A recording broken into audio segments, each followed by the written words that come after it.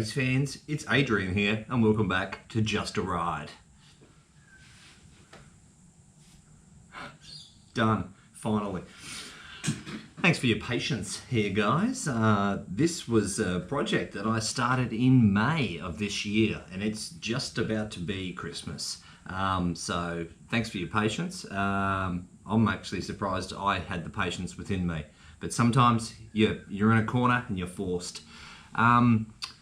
So the saga of this bike and the restart after the reassembly, which I was in, it was a solid sort of 2 weeks of every day coming out here and just hitting my head against the wall, which obviously drove me insane.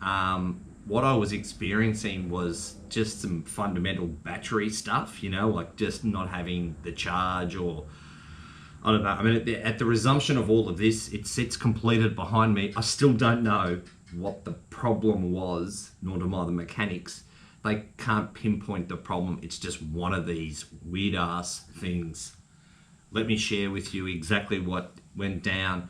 Like I said, for the first 2 weeks solid, I was in here every day trying, not getting anywhere. Then sort of periodically shooting down to full noise motorcycles and chatting with the boys and showing them little video clips of, oh, this is what I recorded on my phone last night. This is the sound it's making.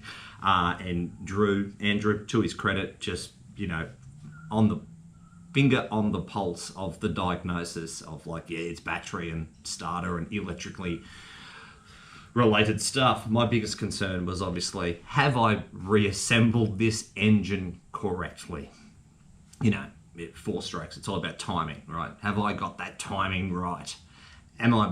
Is it about to detonate? And I didn't even know at this point. What I was attempting to do was just turn the motor over with no fuel or no spark happening. I just wanted to to ensure that that I had my timing right, that I wasn't going to detonate the bloody engine. Obviously, I never got to that, but when I finally did fire it, it didn't detonate. So I did my job of reassembly correctly. There was just some crazy electrical nuance that, So this is where it was at. I had got to the bike after weeks and months, maybe. The bike got to the running stage. But what it would do would only run for like sort of 10 or 15 seconds. Like it seemed as though my non-mechanical rudimentary mind was going, it seems as though it fires and only works for that first kind of pulse of fuel pressure that is delivered by the fuel pump in the fuel tank. It runs, but then it doesn't regenerate itself or keep flowing. So it was, do you know what I mean? There was like a determined amount of time, and it got to a point where I could have feel it. And you're like, it's revving, like it's active to what you're asking it to do, but within 10 or 15 seconds, like, here it comes, it would just cut out. And that's as far as I got this bike to be before I had to tap out and take it to the mechanics, which I didn't want to do, and have to say to the boys, hey, know what a shit sandwich tastes like? Take a bite of mine. Why don't you want to take a bite? No, come on, let's take a bite. So I took this bike to Full Noise Motorcycles. God bless their patience. With a guy that's clearly like, all right, what's the problem, mate? All right, so I stripped this bike down and I put it back together and now it's not working.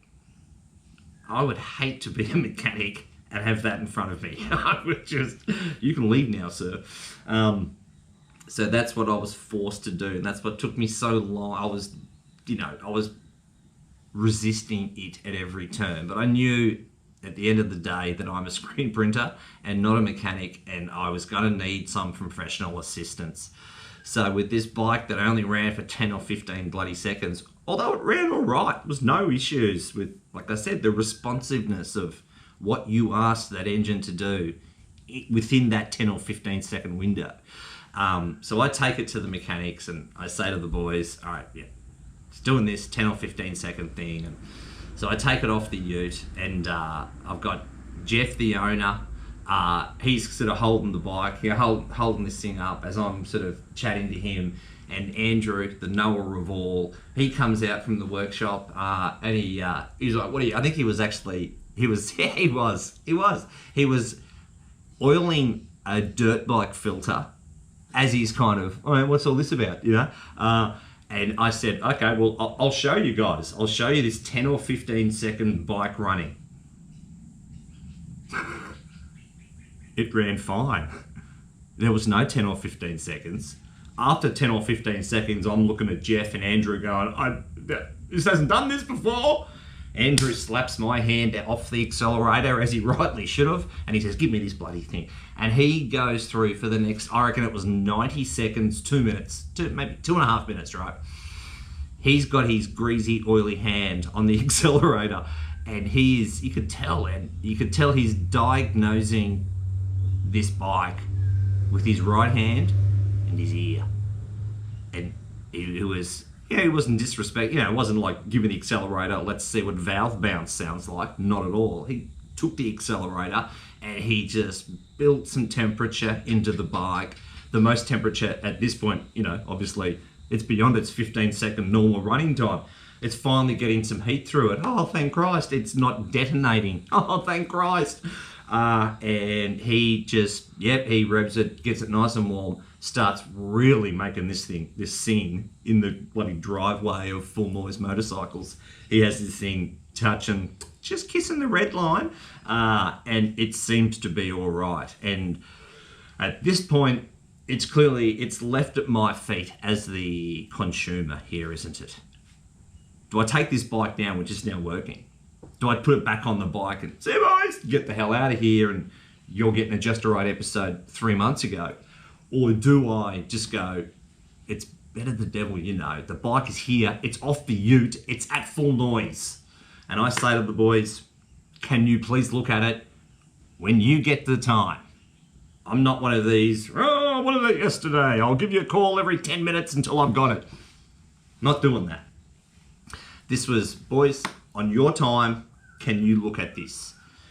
And yeah, it's been a couple of months. But I built this house, I put it to them. So this is not a blight on Full Noise Motorcycles. Those guys are bloody awesome. I recommend you go there if you're in the Gold Coast area. They're great. So I get the call, was it a week ago?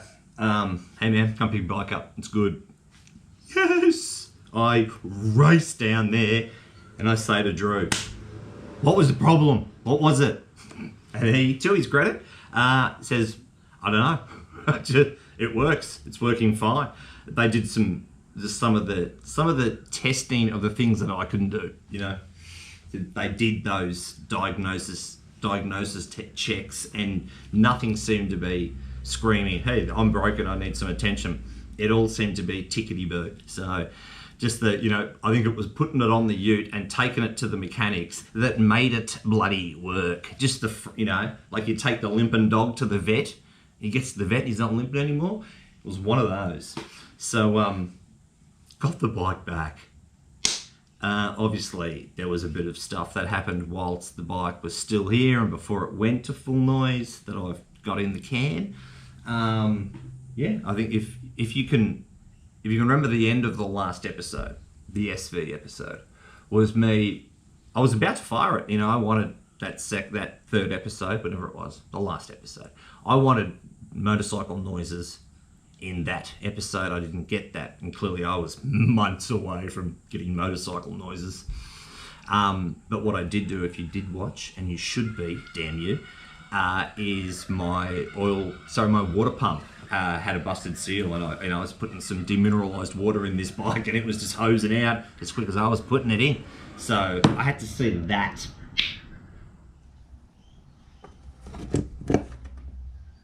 So hopefully the last piece of the puzzle to get the bike to fire up. This was the piece I spoke of that has the overflow that houses, where's that go? So that's the clutch cover side. for reference, people.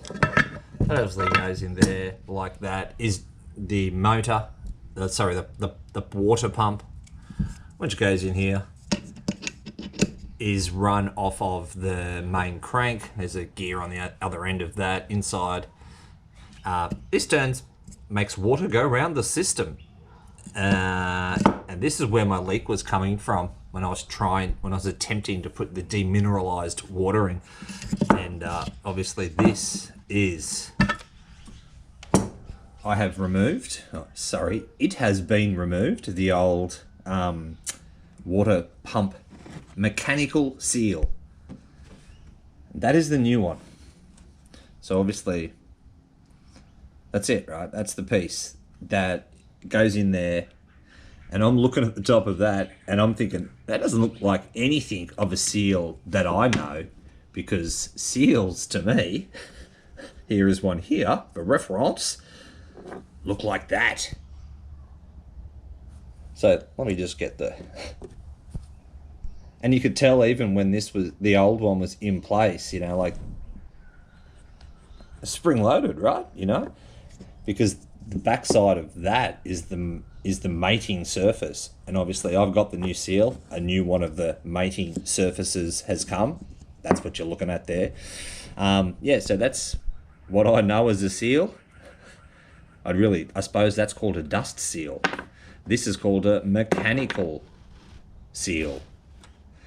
So I've got to now press that into here, put all these things together, get it back under the clutch cover, and try and have some fluid stay in the bike. All right, back to work.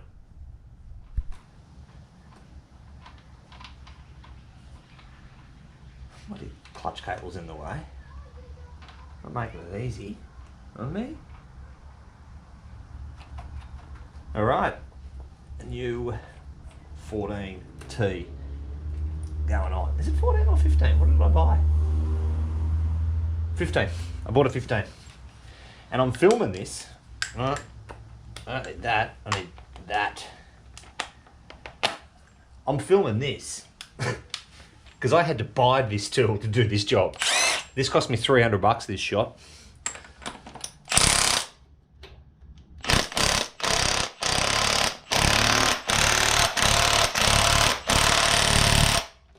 It's nice.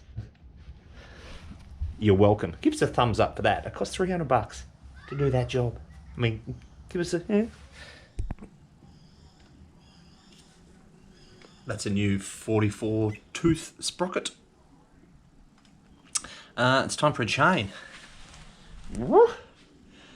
Oh, who's this old fella? I had to purchase it just because of that, right? Of course that was happening. So let's get this on the bike and cinched up.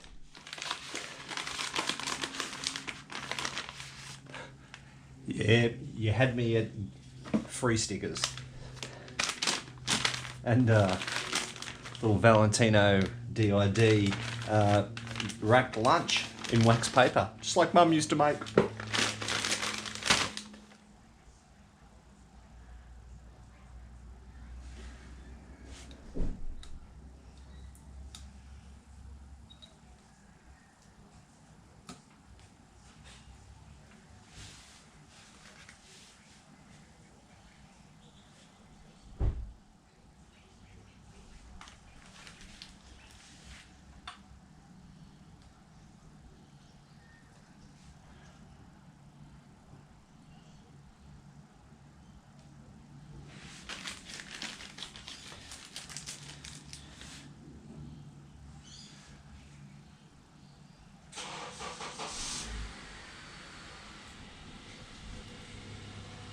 Nice. Righto. The old riveting tool.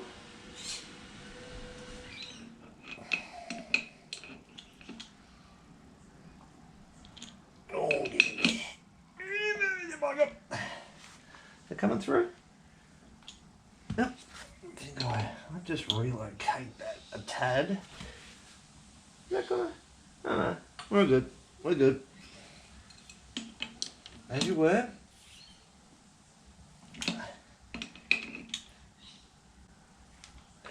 is.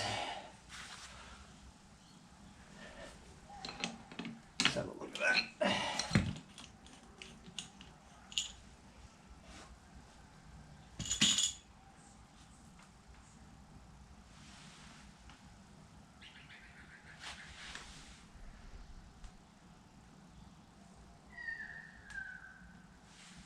I can just go a hair more. Just a hair more.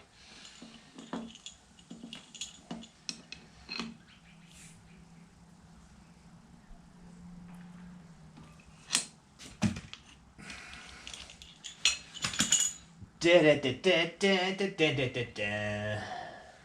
It's easy to find the link now, isn't it? Because it's the one bloody yellow piece. And for some strange reason, in this set, in this pack, there was stickers for the link. That makes no sense. Check this out. What's all that about? So that's a sticker that they're saying, it's white though. Like, and you put it over there, get the hell out of here. Get the hell out of here, I'm not covering that up. Naz. Let's get that. Let's get this thing a little tighter, shall we? Oh.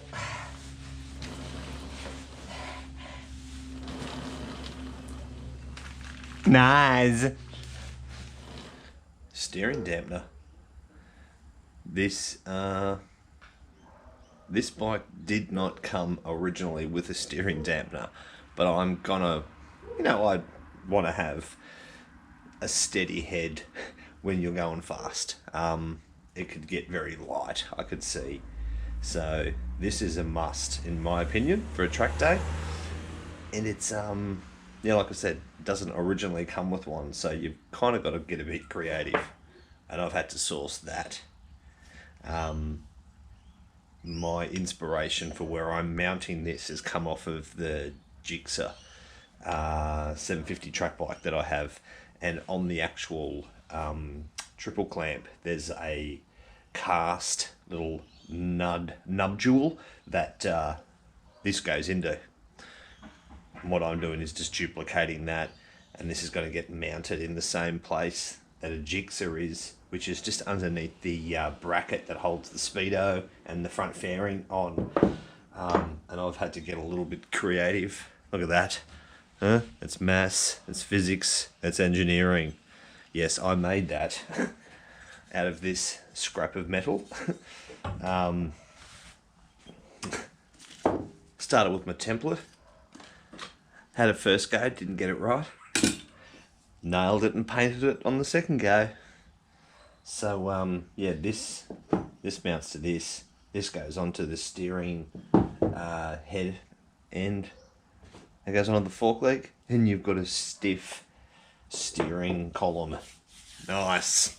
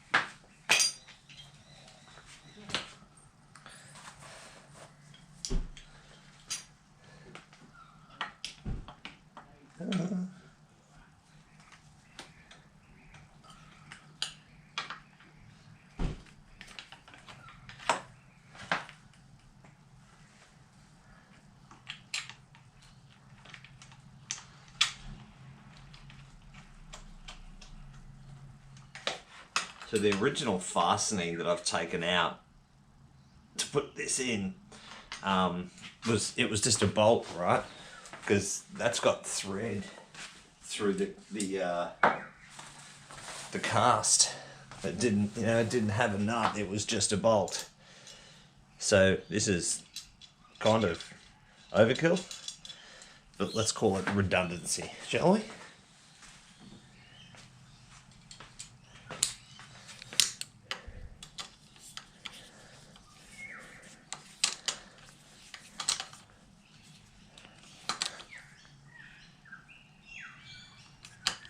Ain't going anywhere.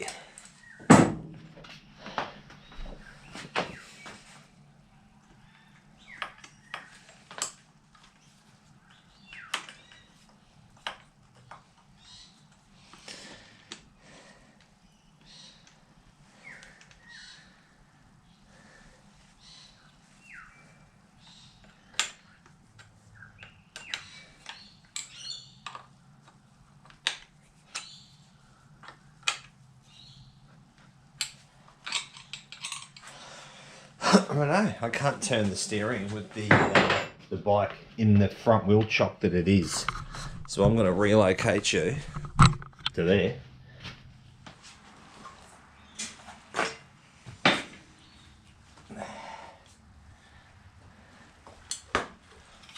Oh, that feels good. That feels real good. This thing isn't head shaking.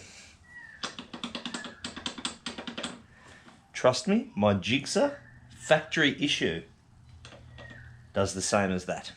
Alright? So, I won't hear it. But you can comment your dislike below. I like it. Nice. Steering damping. Done.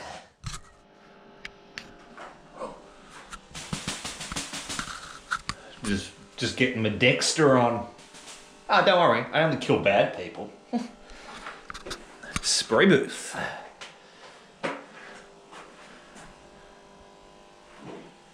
So the irony is the colour that I'm painting them is pretty close to the colour of the primer. Ah, whatever.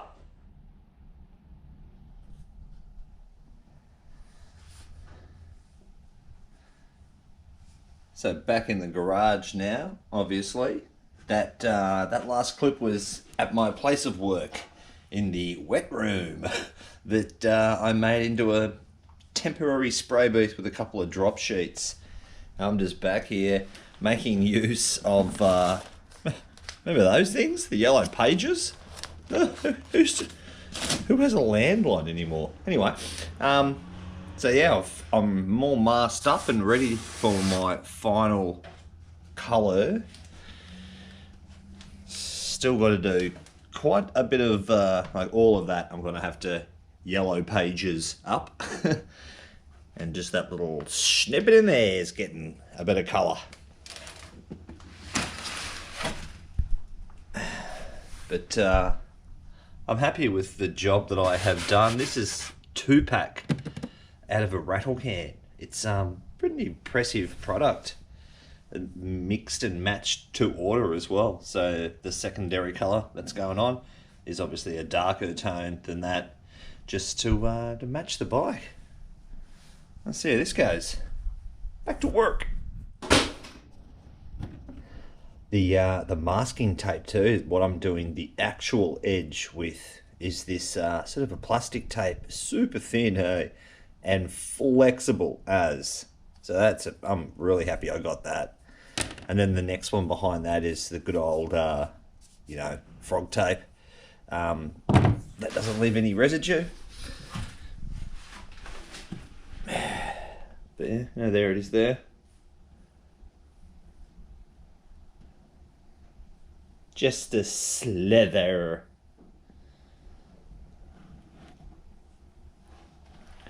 I'm thinking about some number plates too, but I'm really thinking that I could just do that with some stickers as opposed to paint and getting funky with this this masking tape.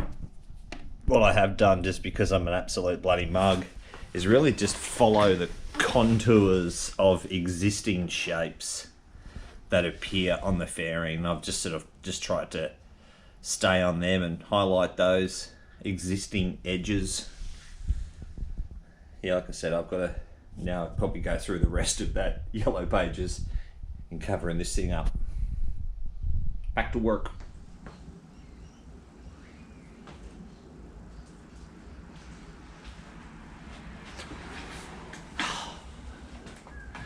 Back from the paint shop.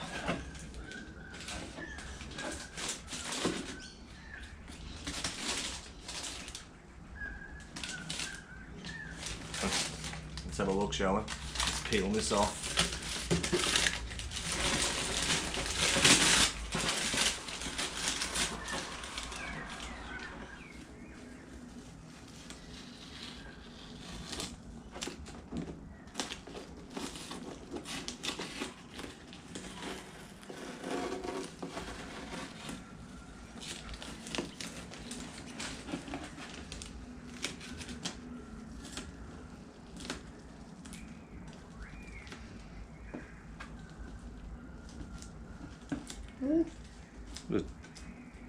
delicate fingernail work there.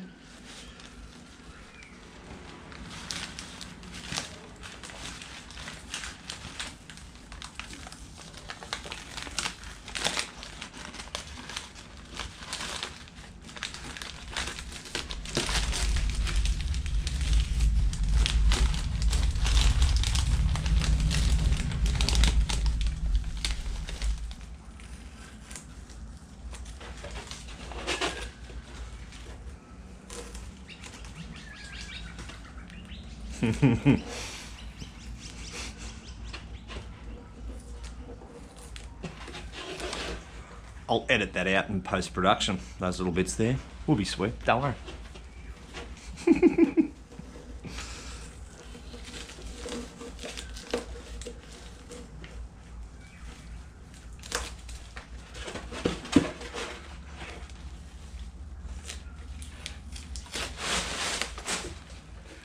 I'm happy with that. It'll do the job.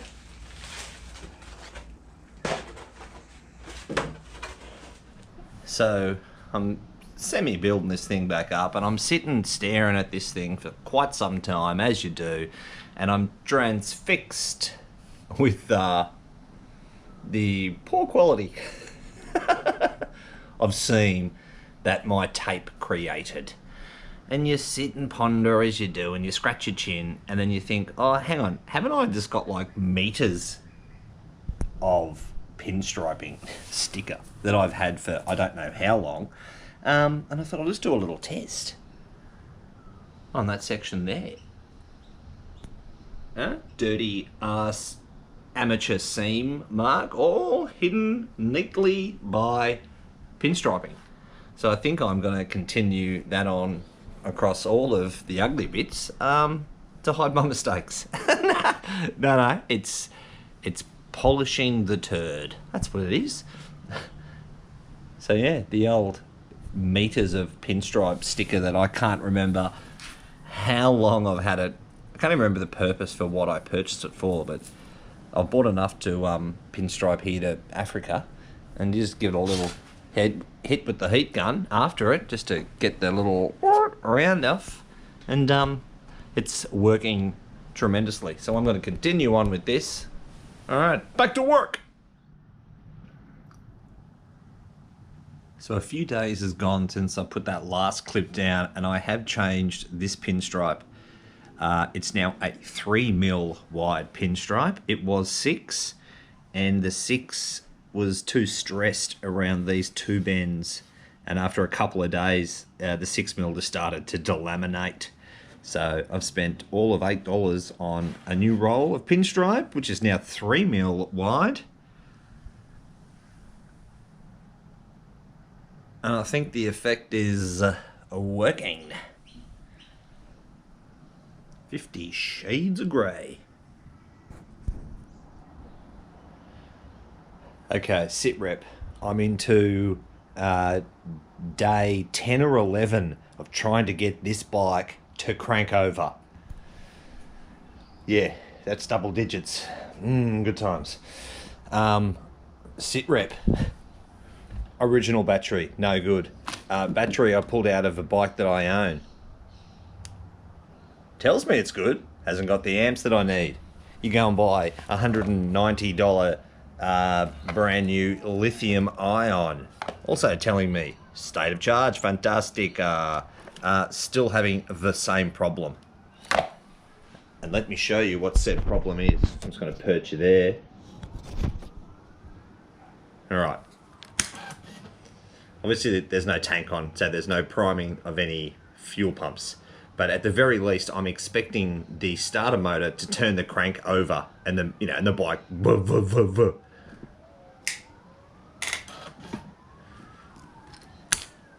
That's 11 days of that. Do you think I'm in a good mood?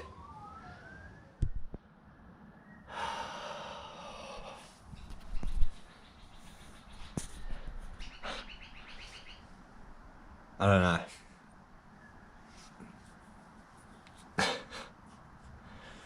I do not know. The battery just doesn't take this load. It goes to 4 volts from 12. I haven't blown one fuse in all of this.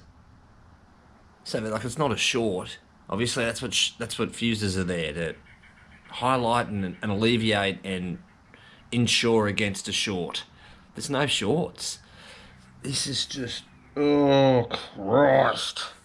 This is the bit I didn't sign up for, you know.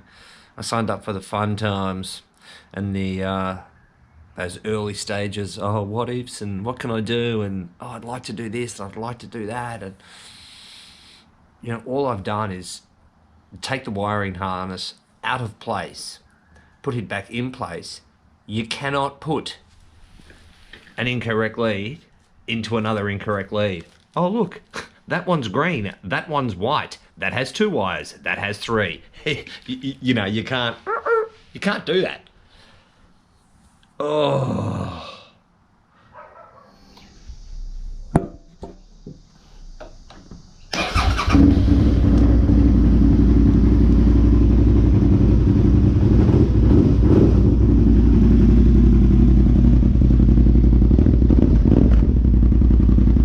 Proof of life.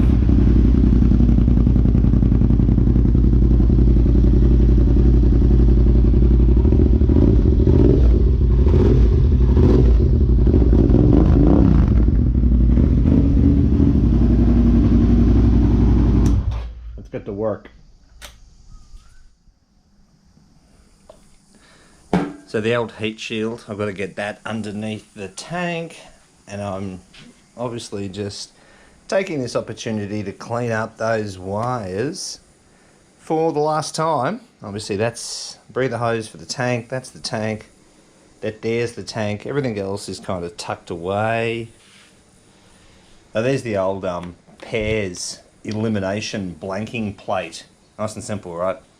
So there was a hose that went from the airbox into here and just sort of drip fed air, cool air, fresh air, into the, and after the expansion chamber had done the, not the expansion chamber, after the detonation, fresh air is getting delivered into the exhaust to make it friendly for the, yeah, nah, that's not happening because that compromises horsepower. So blanking plate on, happy days. Oh yeah, and that little plug there, that's the fooling the system to tell it that the pairs system is in total operating values, but it's not, because I'm lying.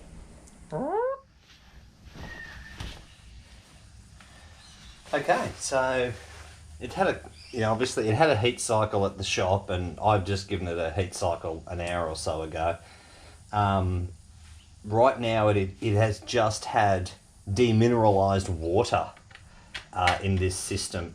Up to this point, I've got that radiator cap cracked too, by the way. It's just had demineralized water in here, and I just wanted to ensure that it was all hunky-dory before I actually commit to engine ice, cool it. Kind of knew this was going to be a little bit brackish, crappy brown colour, just as it got a flush with the few heat cycles that it did have. There, let that dry in, and I'll put the good stuff in, put the blue stuff in. Alright, in addition to that last post, so that, yeah, that's the demineralized water that I had in there for just the sort of startup. Has it, have I put it together correctly phase? I've put it together correctly. The issues have been sorted. The demineralized water was always just a you know, put in place measure. Like I said, you just saw me dump that out. You can hear the engine ticking over because I've just put a heat cycle through it, and I didn't put the coolant in it yet. I've always got like, this is a half mixture of white vinegar and demineralized water, which is a really good sort of flush to get that corrosive-y nastiness out. So that's what's fermenting in there right now, is a sort of a half mixture of demineralized water and white vinegar. bit of a heat cycle, not an entire heat cycle, like 60 odd degrees was enough. It's sort of flushed through the system, I feel. I'm now going to let it cool down a bit. I'll dump that half mixture of water and vinegar out, and then the engine ice is going to go in there. Back to work. Good to go. It took that much, however much that is. No about goofing. That's the money.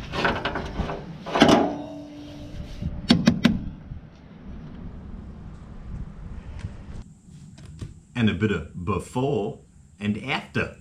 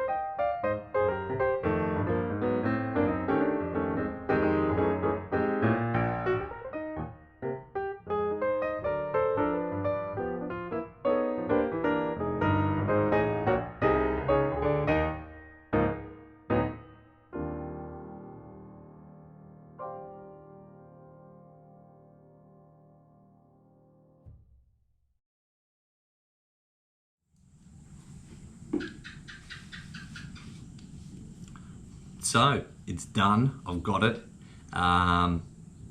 Little. Should I say this? Should I be broadcasting the fact that I test rode this bike on my suburban streets? No, I'm not going to say that at all. But when I wasn't riding the bike on the suburban streets that I live upon, the engine is lively. That would be the best description, I think.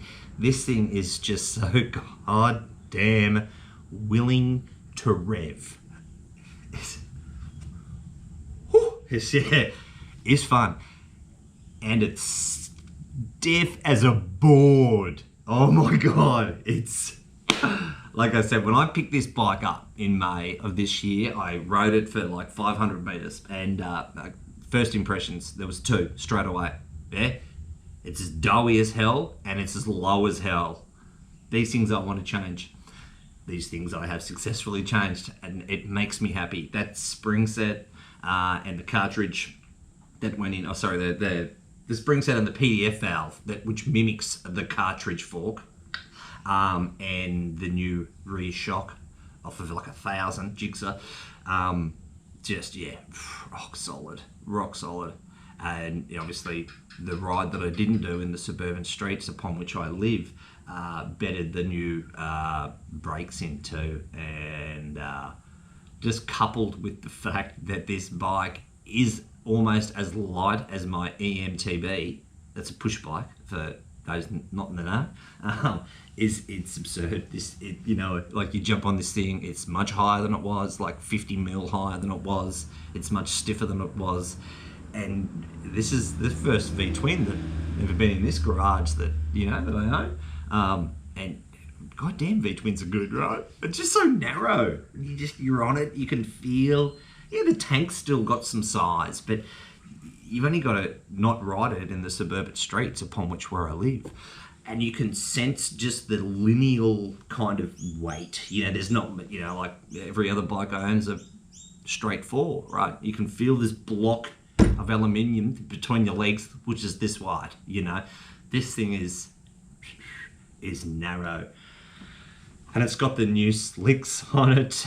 So that means it's track time. But obviously my timing is quite poor because it is 3 days before Christmas. Do you think I'm going to get a track day in the next week? Probably not. So once again, I'm going to have to draw on that patience that you've exhibited. I'm proud of you guys. I'm proud of you. A bit more patience to see this thing on the track, which you will do. Trust me. And of course, no Just a Ride project completion episode would be right without a couple of thank yous. Full Noise Motorcycles. Top of the pops. You guys rock. Drew and Jeff, thank you. Lima Alpha Papa, thank you, bro. I appreciate your assistance, man. As always, big love. And a really good mate of mine, Stewie, who helped me with this bike when I was incapacitated. There was a few things that I was like desperate to do, like that mechanical seal and that water pump. Stewie took that out. Thanks, brother. I watched him do it. I was just retarded at the time, and it wasn't working, was I? So yeah, thank you guys. You're close to my heart because this thing has been a bloody torment, I'll be honest. But what I look back in hindsight with all my projects, and there's always been a point in every project that you are hating. You know, the red hoodie clip. Yeah, that was a dark day. But it's half the reason why you do it, isn't it? Because at that point you're in the corner just taking body shots and uppercuts, and the only thing that's keeping you through is like, I'm gonna get the second wind. The bell will ring and I'll have to sit down, and boom, you come back and you complete it, and it's rock solid. I just can't wait for the track. Bring on the track, bikes.